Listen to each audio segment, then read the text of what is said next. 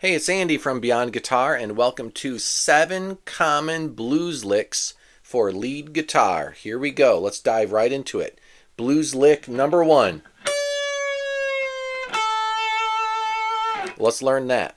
Okay, here's what I'm doing. I'm playing fret number 8 on string 1.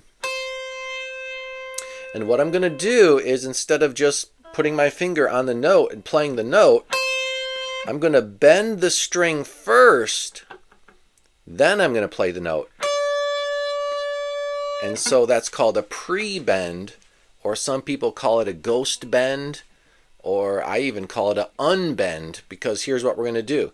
We're going to bend the string first, we're going to play, and then we're going to unbend. So it's going to sink down. The hardest thing to do is to keep the note ringing, okay? Don't let it go. Don't let the sound stop. Let the sound keep going, okay? The sound continues. All right, the best way to achieve success is to line up 3 fingers in a row. Use all 3 fingers and push the string with all 3 fingers, and then play. And after that note's finished, then you play fret 5. Once you play fret 5, do a little vibrato. Okay, here's a thought. The way that I do the vibrato on that note is I don't even use my thumb, okay? My thumb's not part of it. I'll just put the edge of my hand at the bottom of the fretboard, and that's like the fulcrum of my lever. Okay, so I can wiggle my hand like this. Then I simply take my pointer finger and I put it on fret 5, okay, and I play the note, and then I do that. All right, and it looks like this. All right, so your thumb's not on there, and your hand is just rocking back and forth based on this touch point at the end of the fretboard. All right. So to me, that just feels real loose, you know, like I'm not very tight playing that. I'm just wiggling it. Okay, so here's the lick. All right, now the best thing that you want to do is let that note linger for a split second, then unbend. Okay, blues isn't played in a hurry, okay? Take your time. Let that note linger and let it sink.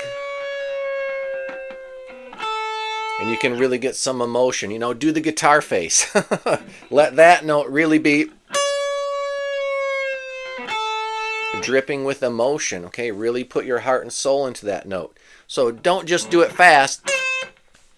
I mean, that could be part of a solo too, but to play real heartfelt blues, like soul-touching blues, you want to just milk that note. So just take your time.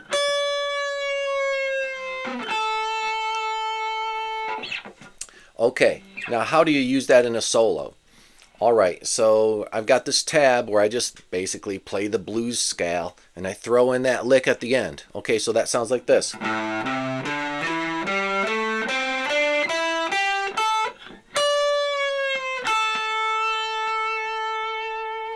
One more time.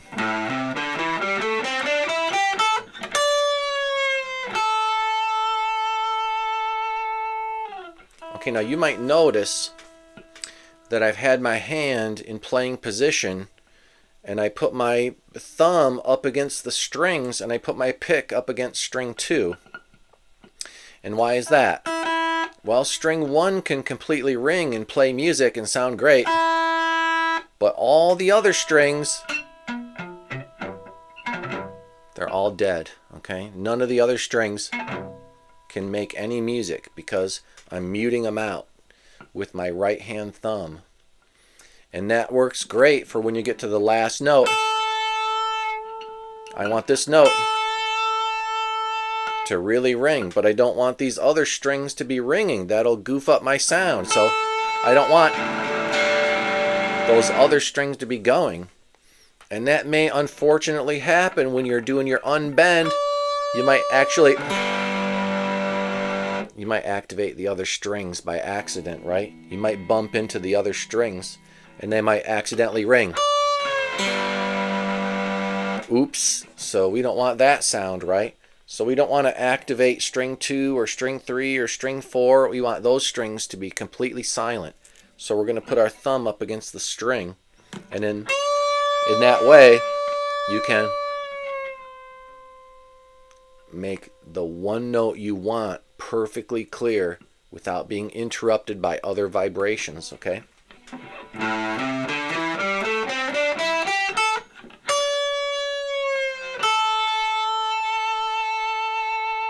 When I play the last note, I pick the string and then I immediately place my hand in muting position while the note sustains. Alright, and that's Blues Lick 1. Now let's do Blues Lick 2. It's the same thing, but do it on the second string. So do everything you just learned, except change it to a different string. So now we're playing fret 8 on string 2. And what we're going to do with that note is we're going to bend it first, and then play it, and then let it sink down. We're unbending it. After you're finished playing that note, simply play fret 5 on string 2 and do a little vibrato. Okay, there's our Blues Lick number 2. One more time. You may notice that I stacked up all 3 fingers in a row so I could do a huge bend. And then sometimes I even wrap my thumb around, put my thumb at the top, just because it helps me to do my bend. But notice what happens to my thumb after the bend is over. I take it away.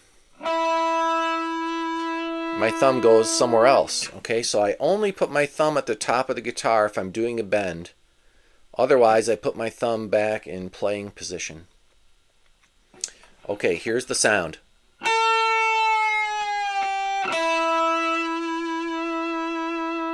Now, how do you use that in a riff? Well, again, I've got some tab with the blues scale, so I'm going to race through the blues scale, and I'm going to put that riff at the very end. Here it goes.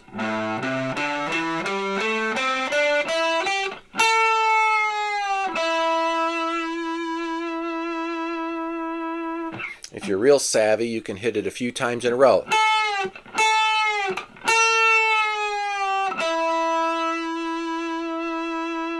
Or you can even try to do it really fast. I wouldn't recommend that unless it's a really fast song. Okay, so for right now, just take your time and do it nice and slow. One more time.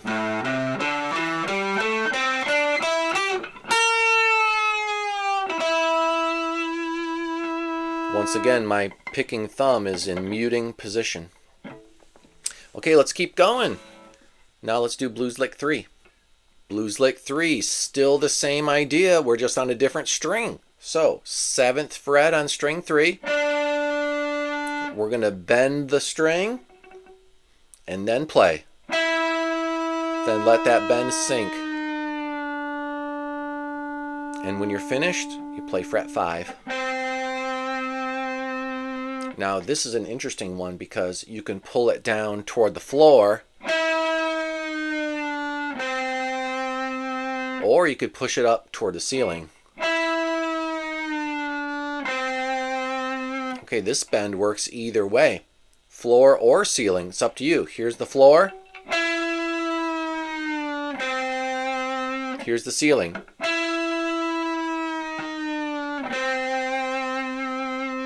Alright, now let's use it in a riff. Here's the blues scale, and I'm going to put in this blues lick at the very end.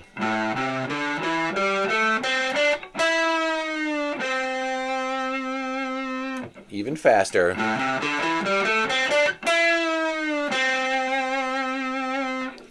Even faster, this time with hammers.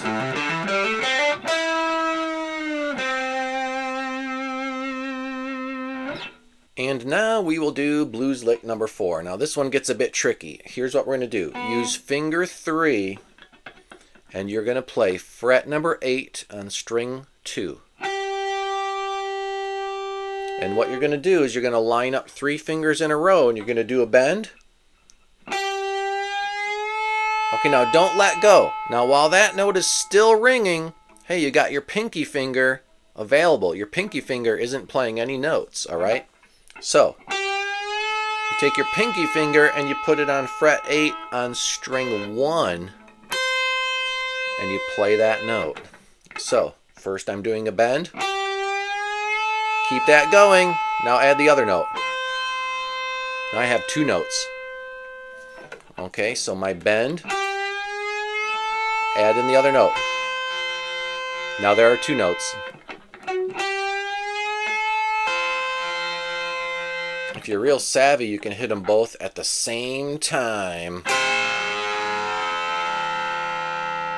which sounds a little bit more country. But the way you do that is you line up 3 fingers in a row, you do your bend on fret 8, string 2, and while you're doing that, your pinky finger plays fret 8 on string 1. So you got to really crowd it in there close together. Strike both strings. One string's going to get a bend, the other string's just going to stay where it is. All right, and that sounds, if you do it over and over, it sounds like this.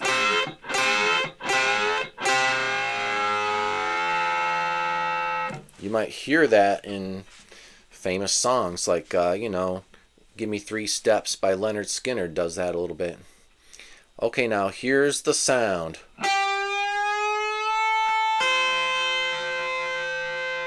Try to keep both notes ringing, okay? Then stop the music and let the bend go. Here's the thing about this kind of bend. You don't let it go back down usually. The audience doesn't hear you let go of the bend in this particular one. The audience hears the bend going up, and then it's over. They don't hear the note come back down again. All right, so here's the sound.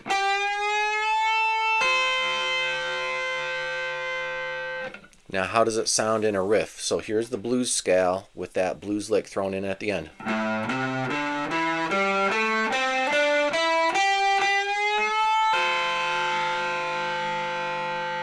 One more time.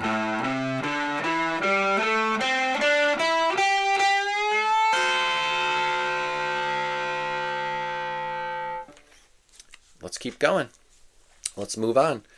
Blues lick number 5. Now this is very close to the one you just did. It's just on a different string. All right, so we're going to play fret 7 on string 3. And we're going to stack up 3 fingers in a row, and we're going to bend that note.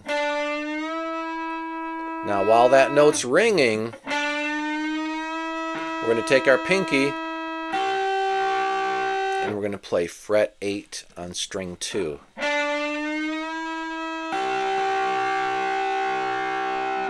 That's the beginning to Have a Drink on Me by AC/DC, isn't it? Okay, how does it sound if you hit both notes at the same time? Kind of sounds a bit country. Okay, and here it is separately.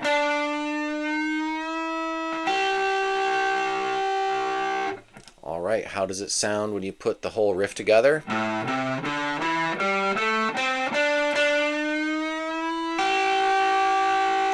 kind of a lousy spot to end, so I threw in one extra note,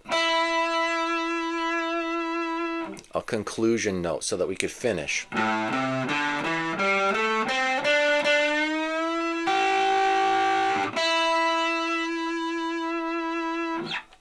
Okay, let's keep going. Blues lick number 6. Okay, this time we're going to play the same notes we were just doing. Fret 7 on string 3, fret 8 on string 2, and we're going to hit both notes at the same time. And let's repeat that twice. And And what I'm doing is I'm bending the string going up toward the ceiling, and then I'm taking my pick and I'm stopping the sound, and then I let go of the bend in silence. The audience doesn't hear the bend come back down again. They hear the bend go up, and then the sound is over. I let the bend go. I go back to just regular finger positions, and then I do the bend again. Okay, so we're not going to hear the bend come back down right now. The bend only goes up, then it's over. Then the bend goes up. Okay, if you haven't done that before, it takes a little bit of getting used to. Trying to get the bend just to go up.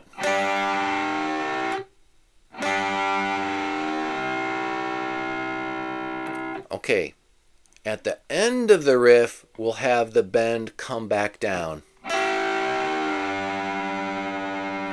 Alright, so we're going to do 2 bends that go up, and then at the end it'll come down.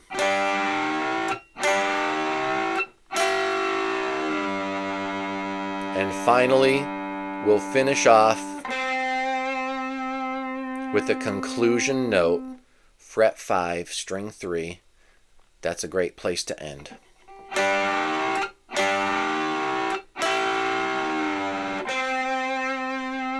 Okay, now how does that whole riff sound? Here it goes.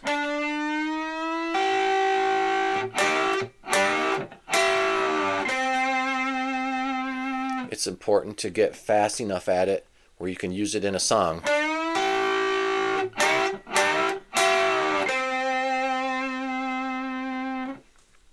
All right, let's continue on. We're on the very last one. Here it is, blues lick number 7.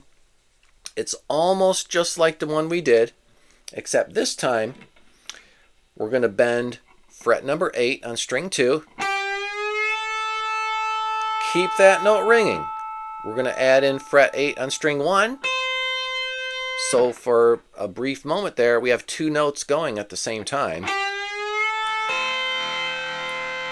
Keep those notes alive, and then we're going to pick string 2 again, and we're going to let the bend go. Okay, when I let the bend go, I gave up on the pinky. Okay, I let the pinky go.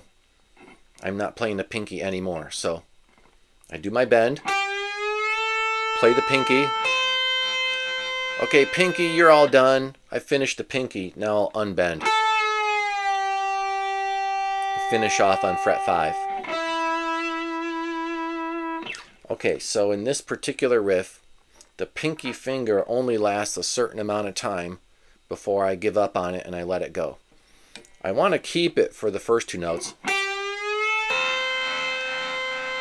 But now I'll let the pinky go and I'll finish this part. Okay, all together that sounds like this.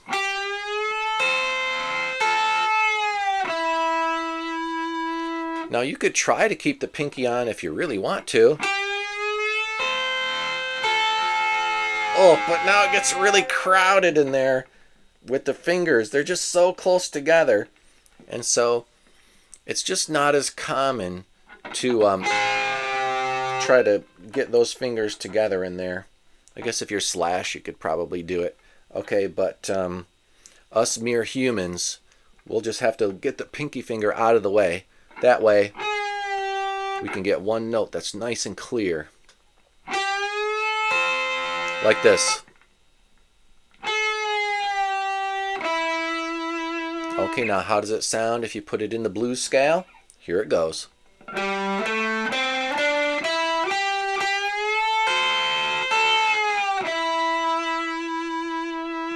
One more time.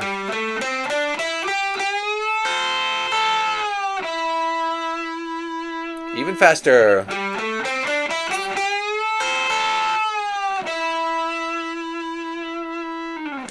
And that's the 7 common blues licks. Thanks for tuning in, and I hope you enjoyed this video. If you got value from it, drop a like and a subscribe, and I'll see you in the next video. Don't forget, you can join the channel for $5 and you get access to over 100 members-only videos. See you next time, everybody.